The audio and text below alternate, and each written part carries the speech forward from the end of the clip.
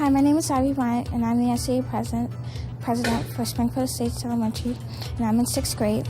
And what makes Springfield Estates a good school for me is, and I think for all the students, is that we get hard work, but the teachers try to make learning fun for all of us so that we can understand it better.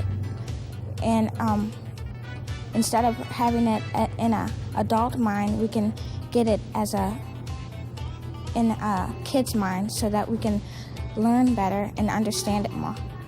Hello, I'm Audrey Davis, and I'm in 5th grade. I'm the SCA Vice President.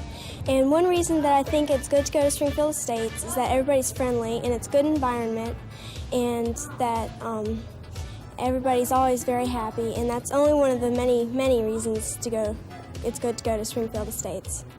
Well, my name is Matt Wilson. I'm the SCA Secretary, and I think what makes Springfield Estates really work best is that sort of a one-for-all, all-for-one deal, where in most places the school is only for the students, but I think here at Springfield Estates the students help the school, and the school helps the students, so it's a big cooperation and everything works together. Hi, my name is Sandy Peterson, and I'm in 4th grade, and I'm the SCA treasurer. And I think Springfield Estates is a good school because the teachers try to get the kids involved with activities, and we've got a lot of school spirit.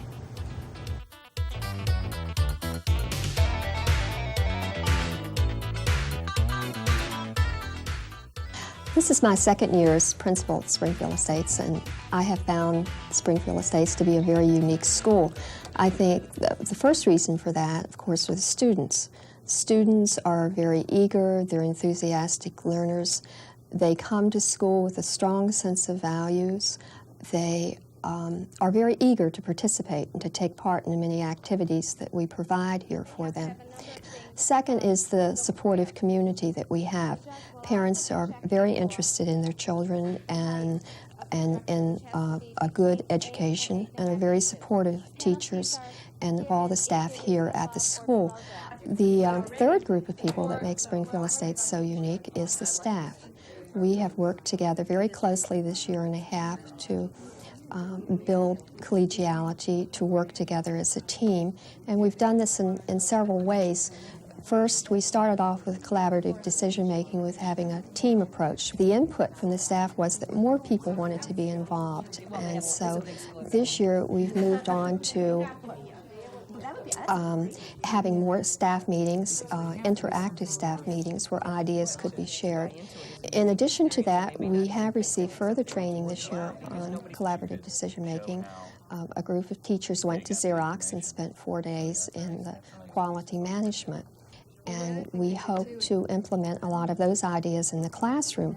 And part of that is having children be involved in problem solving more, to use the problem-solving process in class, and to implement some of the more refined interactive skills that we learned at Xerox. So that's going to be a big thrust next year, is on total quality management.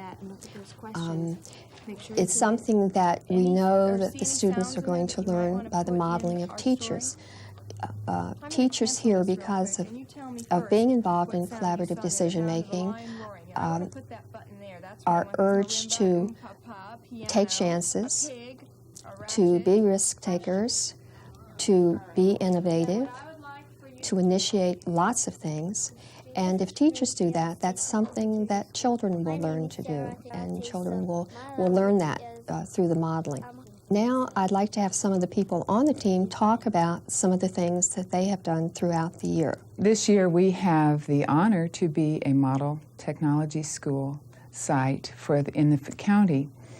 What that means is we, as a team last year, discussed together the possibility of receiving a grant to become this model technology school, and we all felt that the enthusiasm for incorporating technology into the learning here at Springfield Estates was so great, and the commitment of the teachers to do the additional training and learning on their own, as well as in additional classes in the summertime, the commitment was there for the children of this school.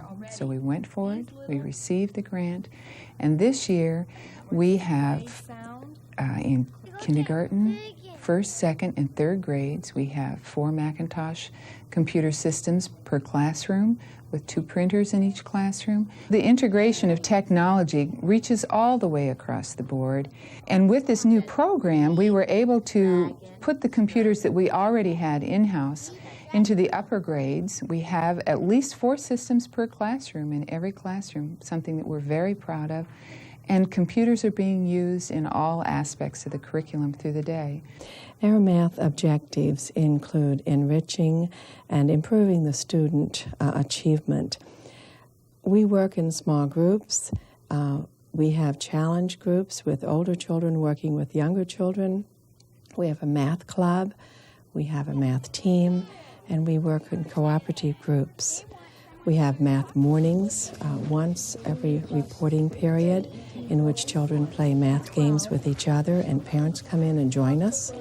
And the parents lead the math games and the children enjoy learning while they're playing games. This is our first year of having the integrated program. We have the LD students in all the general education classrooms. We offer a continuum of services from the lab setting, small group pull-out, and then students that are just serviced within the general ed classroom. We found that this has helped their self-esteem tremendously, which in turn has increased their academic progress. Since community perceptions influence student achievement, we want our community to feel as positively as they can about our school. So our goal for the Public Relations Committee this year has been to do a great many things in a very small way, we feel, that will help the community feel that we are a positive influence on their children. We have asked guest speakers to come in. We try to make sure that we get coverage in the newspapers. We try to make sure that we get coverage on television. And we are in the process of developing a brochure that we hope will showcase all of the wonderful things that we do here. We are a very child-centered school, but we still want everybody out there to think that the community perceptions are because we are a child-centered school, not because we're so wonderful ourselves as teachers. Dina is going to read Miss Nelson is Back. One Friday, Miss Nelson told her class that she was going to have her tonsils out. We see reading as a keystone to lifelong learning here at Springfield Estates, so we undertake many activities to include our students and to encourage our students. As was mentioned, we bring guests into our school. You see, we see that quality learning requires skills, just as it requires creativity, and the skills precede creativity. So in our language arts program, we not only afford the opportunity for individual growth and expression through an integrated model, but we also incorporate the basic skills of reading and word attack that students are going to need to further their learning. Our team works as a unit to incorporate and integrate the language arts skills and learning and real books into all of our curriculum models. Now that we've talked about some of our broad objectives and our goals as a staff here at Springfield Estates, we'd like to let you see some of the things that the children are involved in and have them tell you about it, since we feel that we're very much a child-centered school and we try to have students accept as much responsibility as possible in every activity.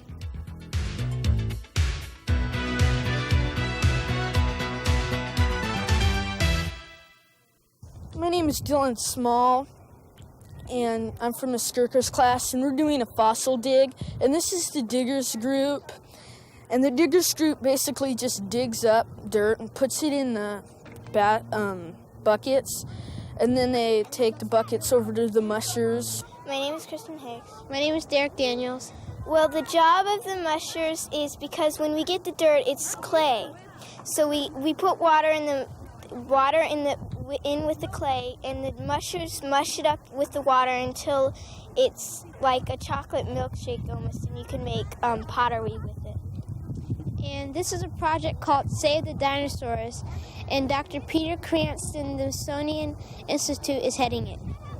There was this place in Maryland where they were digging, and so they brought lots of dirt back for us to sort through, and they're going to come back and tell us if anything's like fossils or something. And if they really need it, they'll keep it. But if it's something like they already have, they'll let us keep it. I'm Savannah Lyons, and I'm in Mrs. Skirker's class here at CES. And we were washing off the rocks and petrified wood and all the stuff that was found in the dirt after they mushed it up. So we had to wash it off with the water and push all the clay through into the drain and clean it off, and then so we could give it to the sorters, and they'd have a clean stuff they could tell what it was, so they could put it in there, sort it out, and see. No, that is definitely non-wood. Hi, I'm Darcy Newsom, and I'm Mrs. Skirker's in Mrs. Skirker's 4th grade GT class. And see, we're sorting the stuff into wood and non-wood, and small non-wood, and small wood, and big non-wood, and big wood. And we got the stuff from these buckets over here, which are from stuff all the way from last year. And there's tons of stuff that came all the way from the Smithsonian. And we're sorting it to find fossils in it. 9 take away 3 equals 6. 6 plus 6 equals 12. 12 plus 0 equals 12. That's your point. Another card, real quick. My name is Ben Mudrak, and I'm in the 5th grade in Mrs. Reed's class. And we're working with Challenge 12 with the 1st and 2nd graders. And my class really enjoyed Challenge 24, which is a game that's out. And it was a little too tough for the primary children.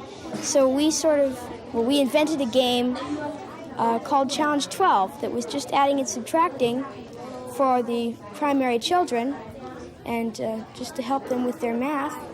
And it seems to work out pretty well. What you do is you have 4 numbers. You have to use each number once. And for instance, this card would be 7 plus 3 is 10, and 3 minus 1 is 2, and 10 plus 2 is 12. And it's pretty basic, and it's easy, and it's very fun.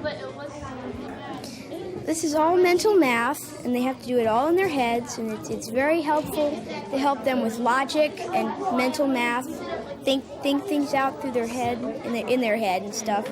Before we do our demonstration, the things that you need to know about chariots, chariot races, and chariots are that the life of a charioteer was often short, and if they lived a long time, it was worth it because they got a lot of money.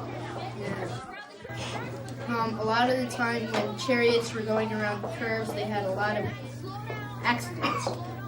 My name is Jason Jones, and I'm in Miss Larson's 6th grade class, and we've been doing reports on ancient Rome with partners from either not having partners or up to a group of 3.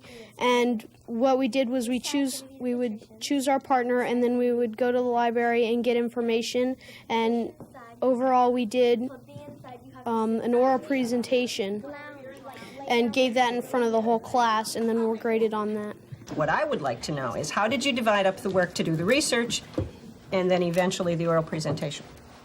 Me and Andrew, what we did was Andrew looked in all the dictionaries and encyclopedias, and I walked around and got up books off the shelf in the library. He sort of did all the writing, like the bibliography and the title and all of that stuff, and I did all the drawing and stuff because he's a neater writer, and people can understand his writing better than mine, and I'm a little better artist. Good, very good. So you used each other's best capabilities. That's very good. Friend to help. You can pull up the clay or gravel in a bucket while you stay at the bottom of the hole and keep digging. See, he's digging down the hole and his friend is helping him. When you have dug about 50 feet down, maybe more or maybe less, you'll come to solid rock. Hi, I'm Kent Lichtenfels, and I'm in Mr. Lacalant's class in the 5th grade. And the 5th grade comes down every Wednesday for reading buddies to help the 1st graders learn to read. Hi, I'm Dennis Adams, and I'm in Mrs. Owen's class, and I'm in 1st grade. I like to read. And I like reading because I get to read to them. Would you like a fat one? No, I wouldn't. So, yuck soup. And go some feathers and go some shoes. Yuck soup. And then yeah. And the other two people that are sort of off stage are sort of like jumping around, ha ha ha. Right? Skeptical like. Okay, that works. Yeah. Skepticism, you know, like I'm skeptical at. And skepticism, of course.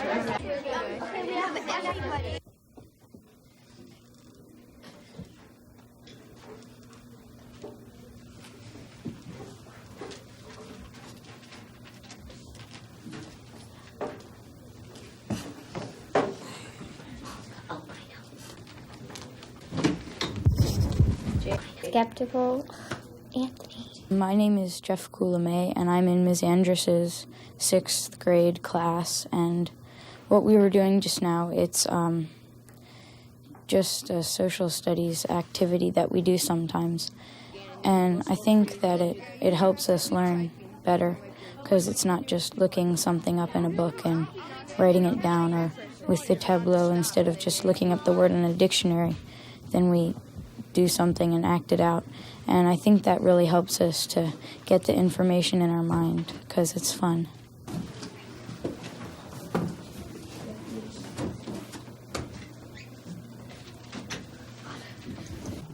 Jeff. Is it automated? Yes, it is. Now while he met a hairy man, E-I-E-I-O, the hound dog chased a hairy man, E-I-E-I-O, with a hound dog here and a hound dog there, here a hound, there a hound, everywhere a hound dog, while he chased a hairy man, E-I-E-I-O.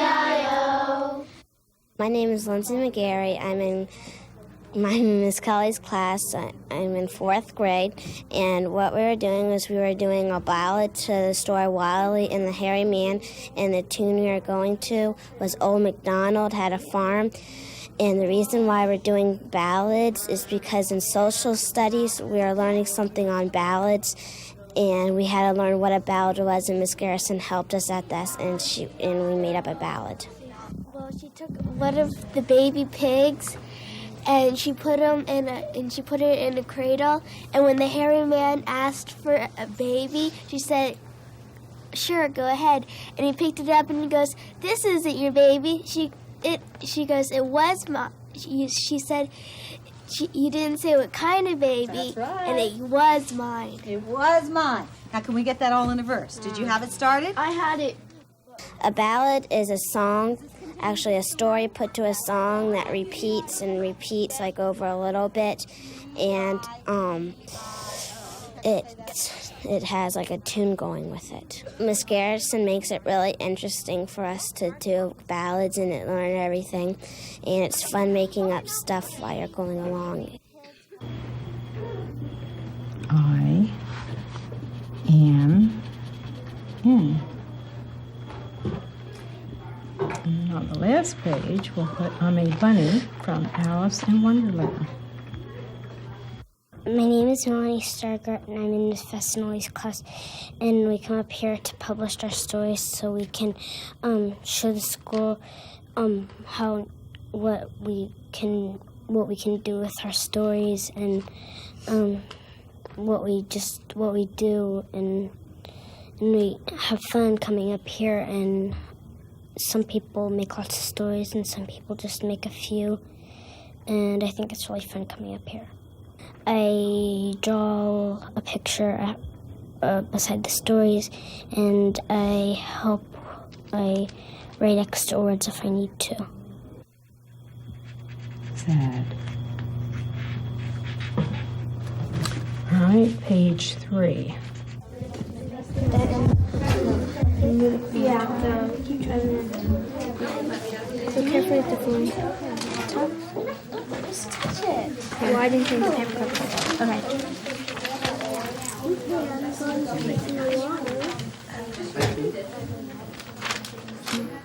Tom.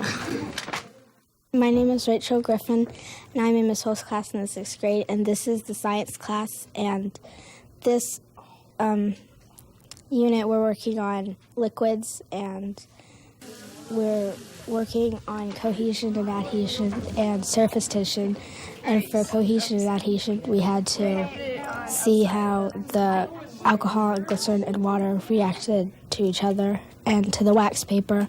And for surface tension, we had to see how a paper clip would react to a drop of soapy water in a cup of clear water.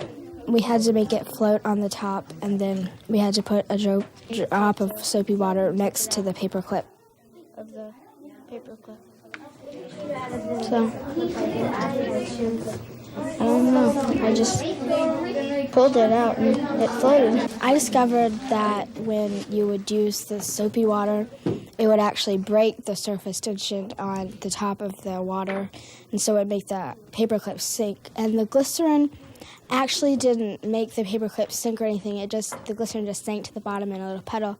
But the alcohol made the paper clip sink faster than the soapy water did. It's a lot more fun, and I guess you kind of learn more because you get to do it firsthand and you get to see how it actually works. You just don't have to read it. Okay, we did that. That was confusing, and I was going to ask.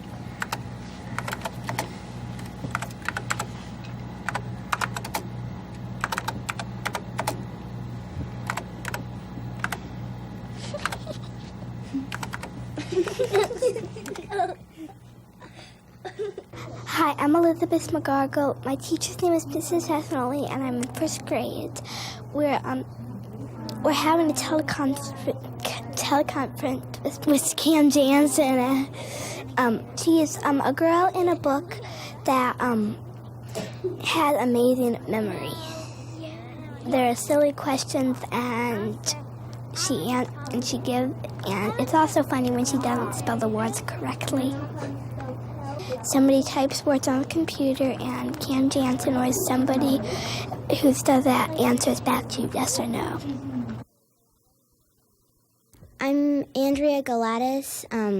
My teacher is Mrs. Skirker. I'm in 4th grade GT, and we're teleconferencing with the 1st graders in Ms. Fasinelli's class. And what teleconferencing is when one computer is hooked up to a modem, and when you type in something into the computer, it goes into the other computer, which is in the other place, through the modems. We're teleconferencing as a book character, and the book character that we're teleconferencing as is Cam Jansen. And we've researched about this character. They will learn more about the character, and it's kind of fun for them because they don't really know what we're doing. They just think they're really talking to the character when they're just talking to us on the other computer. The 10th digit is greater than the 1. There's going to be 1 because of 10. And then for the 2, there's 1. They start with 21. There's 2.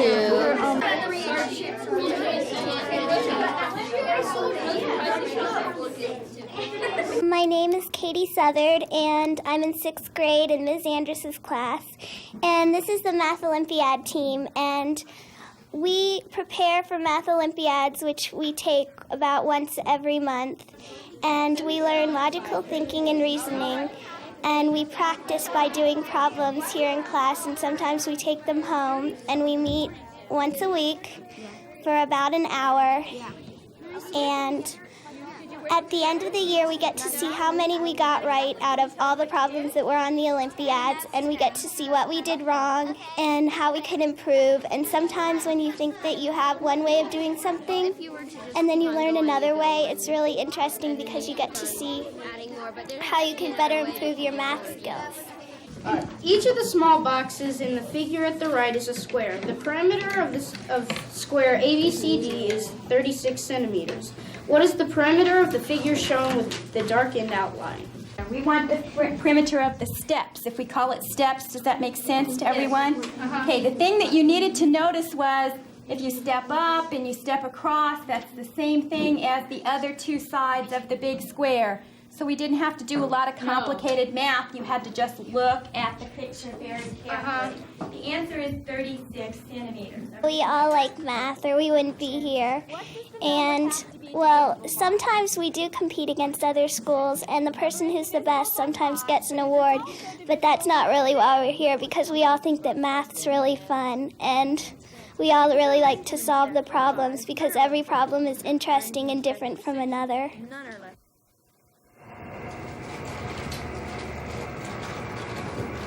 CQ, CQ, CQ. This is KD4NSF. My name is Luke Ward, and I'm in 5th grade here at Springfield Estates, and my teacher is Mrs. Reed.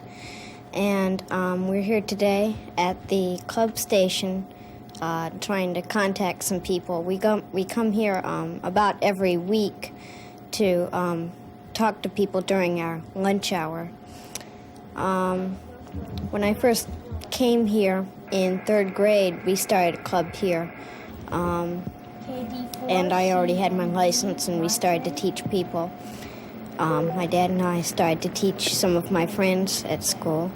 And now we have a club going here, and we teach a lot of classes, and we have meetings in this room. Okay, you're 10 years old, and I'm 74 years old, and I've had my license pretty near 30 years. Go ahead. Okay, Glenn, what city are you in? I'm in Prescott, Arizona. It's up in the mountains. The elevation here is about 5,700 feet above sea level. It's up in the mountains. Most of this equipment has been donated to us. Here at lunch, the furthest away place that we've contacted is Alaska, I think. Sometime soon.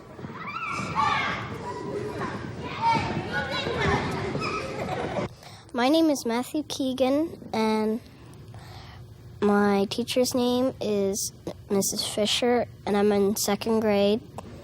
And we're doing balloons because we have a PE show tonight, and we have to practice. And it's very good for the eye and hand coordination because you have to watch with your eyes and try to keep it up with your hand or do whatever with your hands. And it's fun.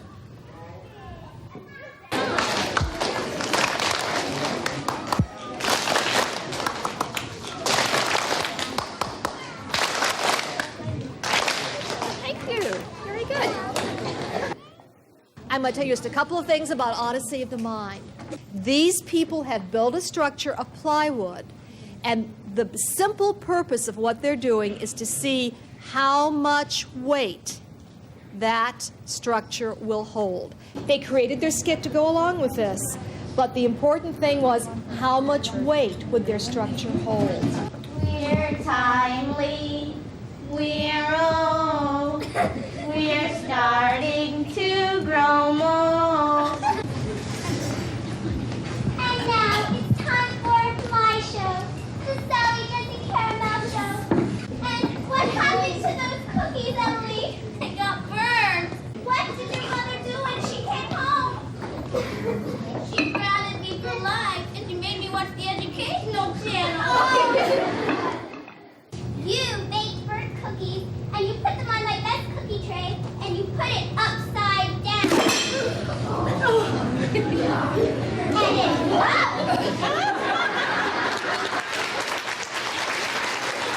Which end is up? I really just don't know. Am I standing on my head or am I on my tippy toes? I am standing straight, but the world is upside down. When I fall right off, my smile becomes a frown. Which end is up? I don't know which end is up. That's our show.